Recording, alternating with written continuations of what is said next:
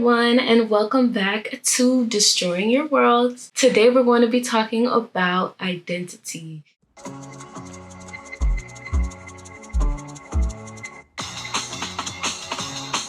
So when we talk about identity, a couple things might come to your mind, right? Some of the more obvious choices would be things like age, gender, race, ethnicity.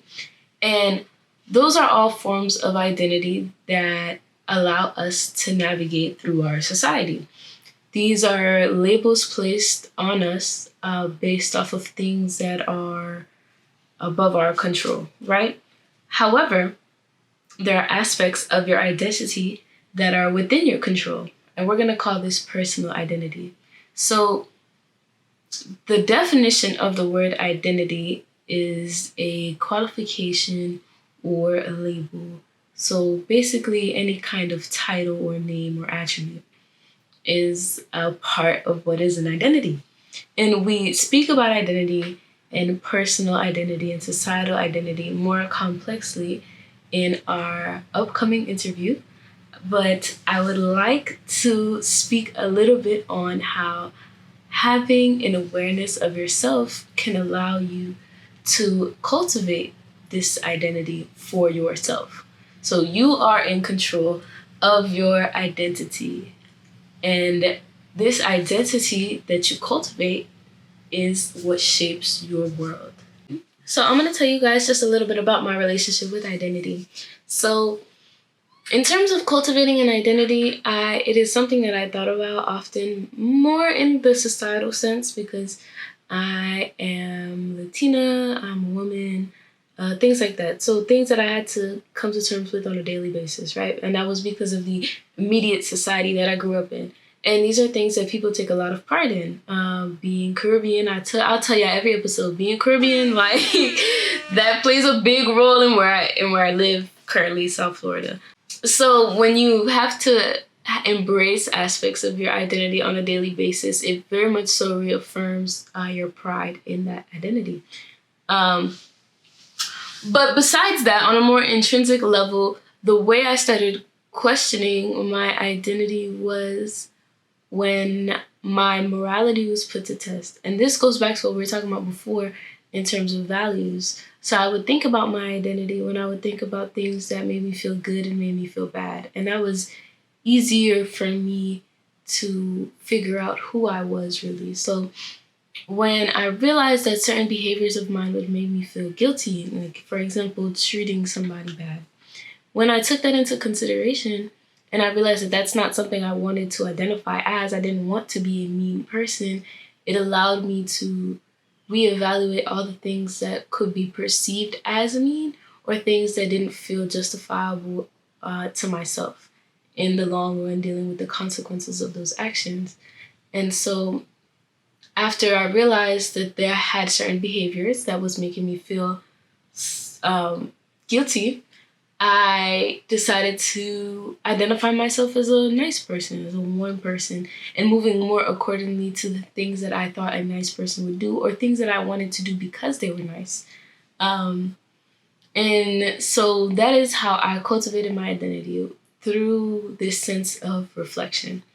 And reflection is important. I would say reflection and self-awareness go hand in hand, whereas to be aware of the self means that you have a concept of yourself that you're thinking about, right? That you have decided to acknowledge as awareness, whereas reflection is making you aware of the past selves. So what have you recognized from different versions of you that you would either like to carry on with you because for whatever reason you feel like they made you a better person, or they allow you to have the things that you want in life, or the things that don't serve you, things that you feel like you need to shed for the sake of having a better life. So throughout this process, I would say that if you see yourself and you give yourself a list of your own attributes, and those are the things that you feel like you have identified with, and these things don't always come from yourself. Sometimes people have to tell you what you are, who you are, how you act.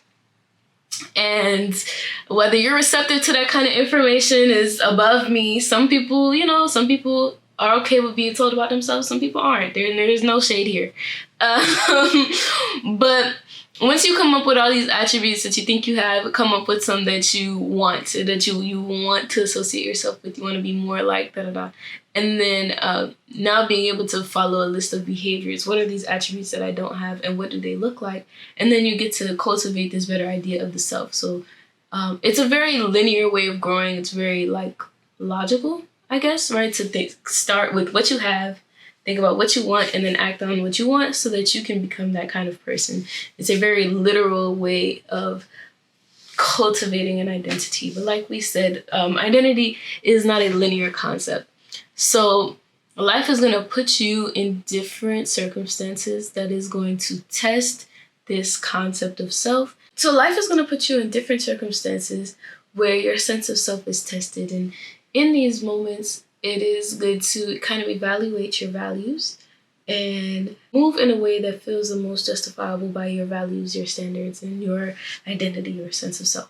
To conceptualize these greater ideas, we are going to bring our special guest, Mr. Yvonne Edouard. My name is Yvonne Edouard. As an educator, or retired educator, basically, I'm going to be with you for, I would say, as long as the host want me to be, talking about like an important subject, namely identity. In terms of background, I've studied in special education. I was there for about 8 to 9 years. Then I switched to mainstream education or regular education. With all due respect, I say that because I think education is education, no matter who you're trying to educate. And then for about 23 years, it was a total of 31, I've tried my best to shape the future while working with youngsters using the sacred venue, which I call the sharing learning process. So I'm very glad to have you on. So we're going to get into today's topic, which is identity. So what is identity? Okay, identity, to talk about identity, I think we are entering the abstract domain. Identity is a term that can be defined or perceived in many ways. Psychology has a definition for identity, and sociology has a different definition for the term identity.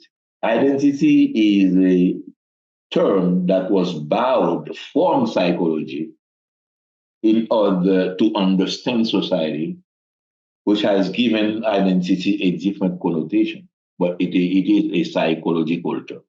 And I think as we go through that presentation, we're going to try to explain the reason why identity is much more psychological than sociology. As a noun, as a Latin noun, the language Latin, the word was identitas. Identitas, within, if you look at the root of the word identitas from Latin, you feel identity is being said, meaning a mental image of someone which can be unique, again, with sameness with others.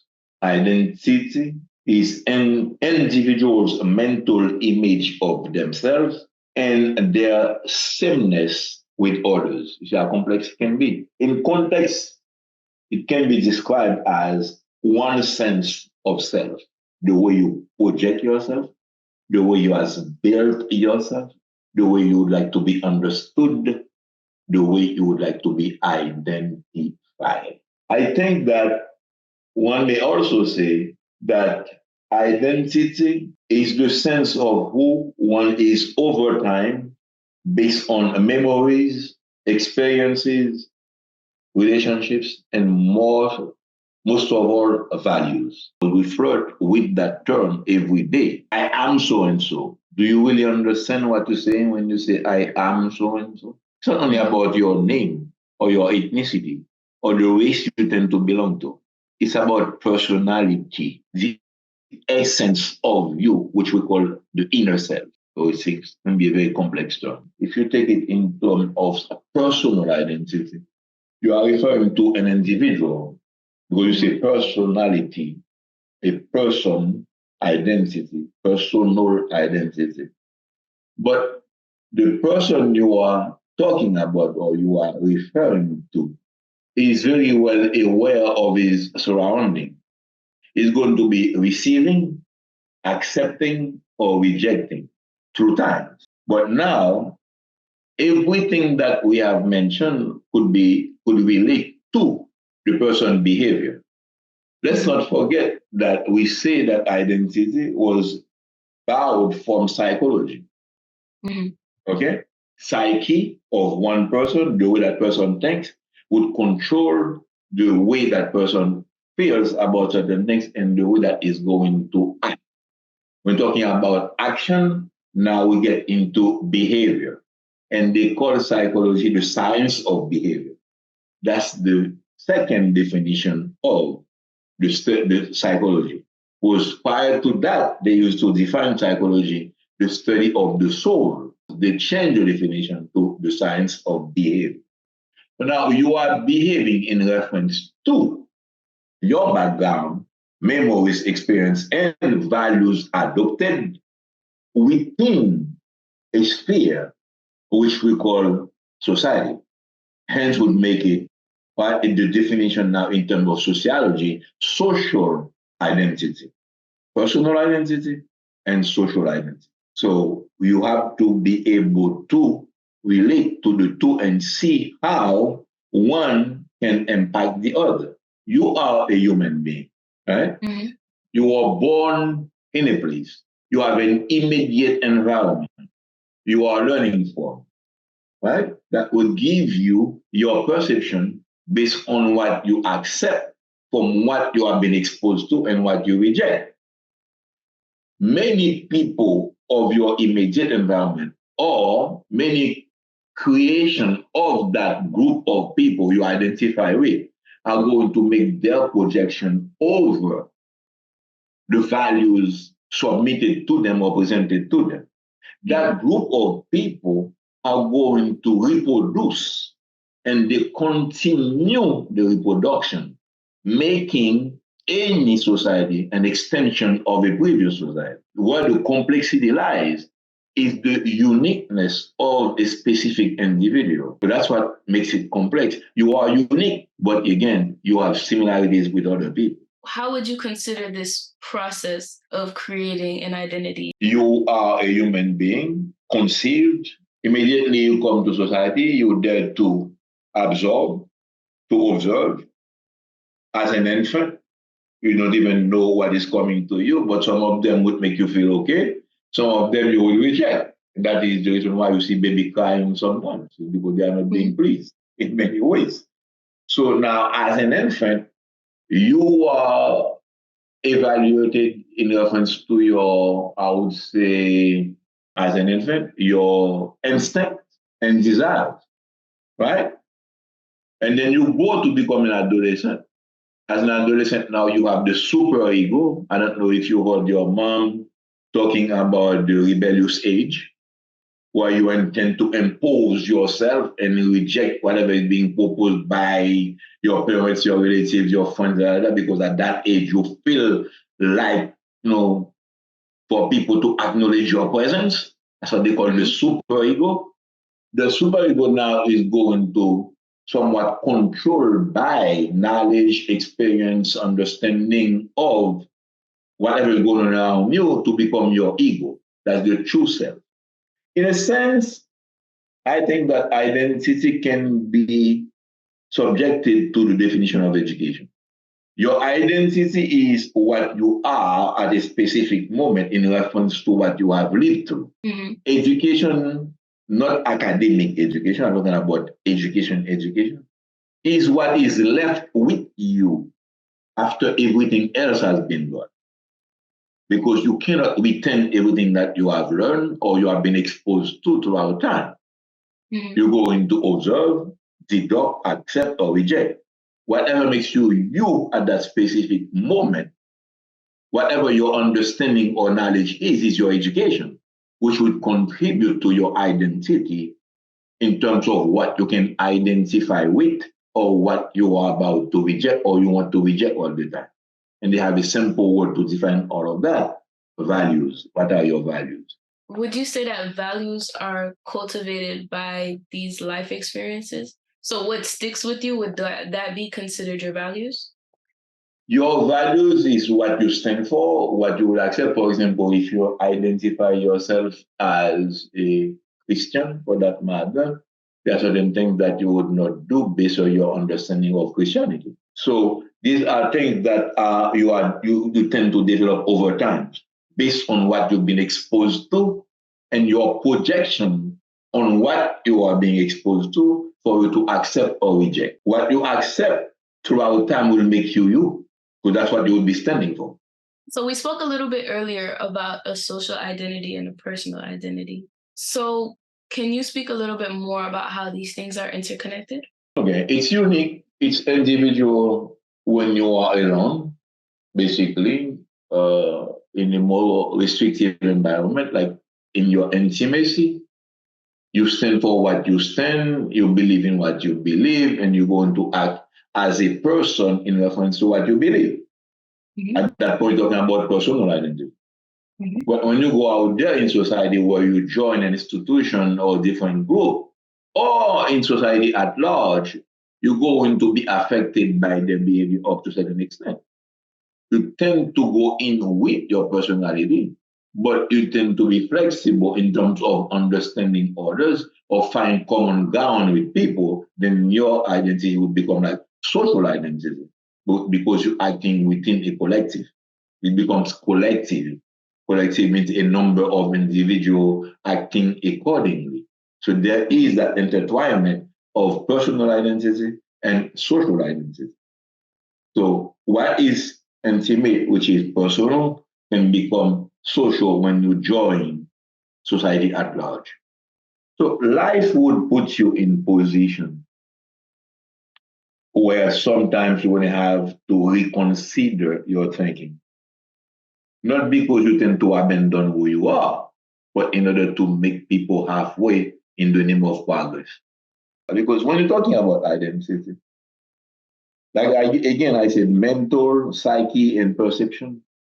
Mm-hmm. Or projection, they work together. The way that you have taken the time to build yourself as, to build yourself to be accepted as. It also relates to self-esteem. It's a very important thing. Mm-hmm. Right? So your self-esteem, which makes you the individual, basically you want to be perceived as. Mm-hmm. So by abandoning your concept, you are lowering your self-esteem. If your self-esteem is become too low, you are no longer efficient because you basically do not exist. See what I mean? So it is important for people to understand when they're talking about identity, what is at stake. Being an individual relates to what you see yourself as. Remember, we say that it's one's mental projection of the self. So if you tend to alter the self too much, you are no longer the person that you wanted to be seen as. You cannot function as is because you are no longer. So it's very, very, very important for you to understand, I would say, the essence of the term identity. The self is extremely important. The self of a human being is basically what cannot be seen. The you is the part that cannot be seen. The part that only you can try to explain to people because you can never find the right words to explain to people the way it should be explained. Remember, we're talking about abstract. See what I mean? So therefore, when you go for the sense of self to self-esteem, you see the word self is always at the center of it all. Mm-hmm. So you value yourself. If you start changing or lowering your self-esteem, by implication, you are lowering your value. You no longer value yourself as high as you used to. Mm. So if you start diminishing yourself, can you really be efficient? In every action that you are about to undertake, you have to consider the person that you are. If someone wanted to go on this journey and really like figure out what their identity would be, how would you suggest that they went about it? Your identity would be what you want it to be. As you are being exposed, if you question what you see, you observe accordingly, you learn, I would say, accordingly, then now you'll be controlling your superego to transform it into an ego. So therefore, throughout time, you are building the person, the persona, or the self. It's you doing it based on what you are being exposed to or the way you do things. But now, the elasticity will remain the fact that as an adult, if you don't have the capacity to do the proper evaluation in adopting or rejecting, let's say that, for example, I'm sorry for the people who would be listening to that. I have to let them know that I do not intend to disrespect anybody. I respect everyone's beliefs and the choice that you have to make in life. But for the lack of a better example, you have a girl, I think her name or a lady now is born in a family of religious people. But the father says education is not important as long as you have that. That's the belief in her surrounding. At some point while she was growing up, there was the click in her mind based on some kind of encounter was like motivated her to take a different route, right? And she went out, go to school, study, and became, I think, a doctor in some kind of field. And now she was able to compare the self of the moment with the self that she was at the time she was living with her parents, right? And the self the parent wanted her to develop, right? And she's telling you that my dad is my dad. I understand my dad. Listen carefully. I understand my dad. That was basically shaped by an environment where a bunch of people with mastery were able to make him believe what they wanted him to believe. Because that didn't have the capacity to question what they were trying to somewhat infuse in in his psyche. And then he developed that kind of self, which means the values being held by that. Mm-hmm. So now that she was able to move out of that spectrum to become who she is at that moment, the self that we're talking about as the daughter is able to question and analyze the self being perceived as the father. You know what I mean? So once you have the capacity to analyze what is being presented to you, what you are being exposed to, you question it, you analyze, and you deduct, you become a different person, and the self is better established than the self of the person lack of the capacity to analyze and question. At the center of it all, you have the key word, education. What do you think is the impact of self-awareness in terms of cultivating the self? Well, self-awareness is key. But now, the problem, I think, forgive me that is kind of not clear order here, I think that self-awareness, you see the word self, it's always there. You're going to start from where? At what point are you going to become aware? Aware of what? Coming from whom? Or from what? Because you can become aware by the transition, leaving one society to go and live within another society. Within that other society you happen to be at the very moment, who are you going to be or whom are you going to be in contact with? See what I mean? All of that will have an impact of that awareness in question to generate the changes or the modification.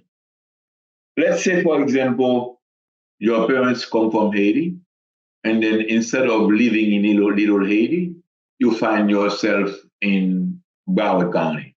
The settings happen to be different. right? The exposure will be different. So the awareness will be tainted differently. See all the factors that come into play. So self-awareness can be also controlled by many factors.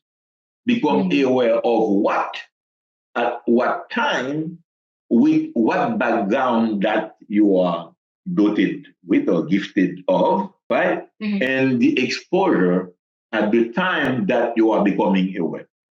A lot of factors come into play would contribute to the development of the new you or the new self or the modified self. So my follow-up question is, could you think identity at some point could create or fuel conflicts? Yeah, I reflect on that all the time. Yes, what we have in the Middle East right now between the Palestinians, Israel, if we connect culture to belief, the world we have dominated by the Western civilization because some people, unfortunately, in the world can make you feel like crying by making certain statements. A lot of major speakers or some kind of respected voice in our environment here have taken the time or have had the audacity to say that there has never been two civilizations in the world. There is only one. Has been the Western civilization. That's how good they can be. Like when the people were living in Africa or I would say elsewhere, they were not living. And wherever you have life, you have civilization. Civilization has to do with the way of living, isn't it?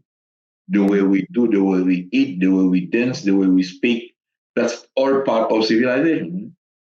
But they say point blank, there has never been any other civilization but the Western. Arrogant. And then you have people who went as far as saying that by enslaving black people, they did them a favor because that's the only one way they could have become a post civilization. When you remember this saying, yet again, you feel like crying. But that's the arrogance of people. So we can understand that the world would be the way it is, as we know, it will be much more receptive to the Israelis attached to the conflict with Jesus Christ in a way that Christianity is so powerful than they would ever be to the Palestinians, who happen to be in a different spectrum of religion, talking about Allah.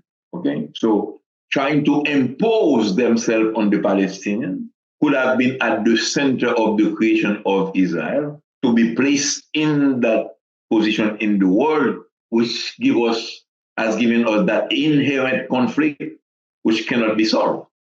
If the Palestinians decided tomorrow to repent, to use your word, and become to adopt Judaism, I would bet my life there would be less of a conflict in that region, because they would become submissive and under the control of the Jews.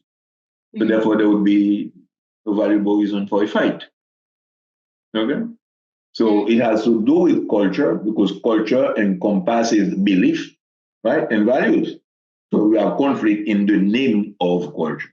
Yeah. It's everywhere you go in the world that identity can be at the center of it. It happens and will continue to happen throughout time until the qualified leaders, if we will ever have some, decide to promote true and real education via the appropriate organizations supposedly created for that purpose. I think that when people becomes to value education, I'm talking about real education, not academic for me, to educate themselves, they will be able to value similarities in humans. And then at that point, instead of fighting each other, we'll try our best to celebrate diversity. The difference that we have, they are really superficial. It's geographical. It's named in the name of resources, but every single human being was born to die with a beginning and an end. Every single human being can think to justify their existence. Every human being can behave badly or can behave in a normal way. For via education, any learned behavior can be unlearned if you have the opportunity to do so, with someone proposing with respect, not to impose. And we see ourselves of the same race, the human race. which happens to be the only true one. The others are just superficial. So, identity, I identify myself as such because I reject your values. Well, let's erase the word reject and say understand your values and respect them. Wouldn't that give us a better word? So, anytime they ask me a question about my contribution to the world, I have only one thing to say: education, education, education. That's what would make the world a better. And people will say that I'm repeating Nelson Mandela, who I'm looking at on the shelf, is walking in front of me. You know, the best tool to really change the world is education. Mm. If people can develop a conscience based on the understanding, they would be behaving differently.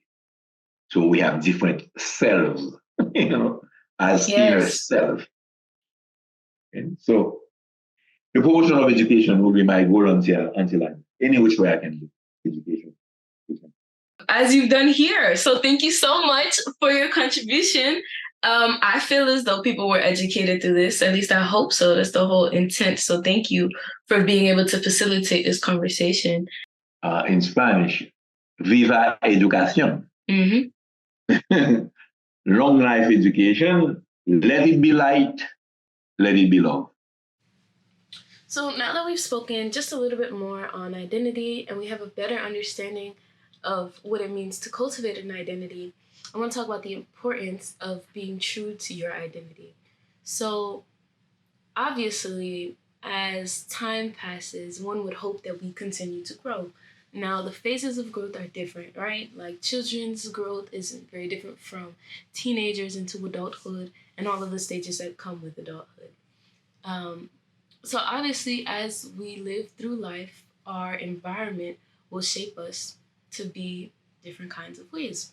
As we spoke about before, in terms of values, it's important that we continue this relationship of self-reflection so that while we do grow and while our environment shapes us, we can still reflect upon our values that serve as the foundation of ourself. Obviously, our values may change. However, if we think about the body as a physical way to interact with the world, then our identity, our mental, our concept of self is what moves our body forward to navigate through this physical world. So, having a clear understanding of who you are will allow you to better shape your world around you. Not only in a very literal sense, right? Like if you want to be a bodybuilder, then you have to work out, right? To create that body. So, not necessarily in the literal sense, but also in a metaphorical sense or just like a greater scale. Like if you want to be, or how do I explain what I'm trying to say?